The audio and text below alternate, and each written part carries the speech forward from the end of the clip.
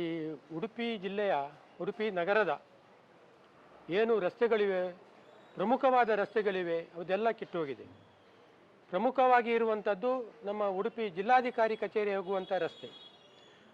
ಇಲ್ಲಿ ಸಿಂಡಿಕೇಟ್ ಸರ್ಕಲಿಂದ ಜಿಲ್ಲಾಧಿಕಾರಿ ಹೋಗಲಿಕ್ಕೆ ಆಗ್ತದೆ. ಬರುವಾಗ ಜಿಲ್ಲಾಧಿಕಾರಿ ಕೆಲಸ ಮಾಡದಿದ್ದರೆ ಆ ರಸ್ತೆಯಲ್ಲಿ ಬರುವಾಗ ಹೊಂಡದಲ್ಲಿ ಬೀಳುವಂಥ ಕೆಲಸ ನಡೀತದೆ.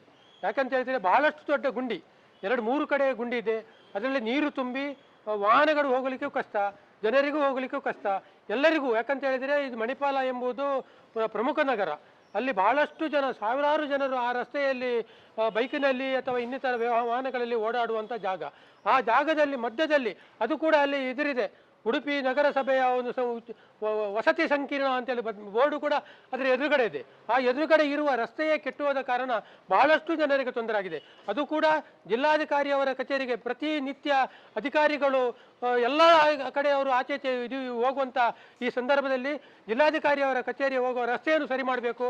ಮಾಡದಿದ್ದಲ್ಲಿ ಇಮಿಡಿಯೇಟ್ಲಿ ಮಾಡದಿದ್ದಲ್ಲಿ ಅದಕ್ಕೆ ಬೇಕಾಗುವಂಥ ಕಾನೂನು ಕ್ರಮದ ಪ್ರಕಾರ ನಾವು ಅದಕ್ಕೆ ಪ್ರತಿಭಟನೆ ಮಾಡಲಿಕ್ಕೆ ಸಿದ್ಧರಿದ್ದೇವೆ ಅಂತ ಹೇಳಲಿಕ್ಕೆ ನಾನು ಬಯಸ್ತೇನೆ.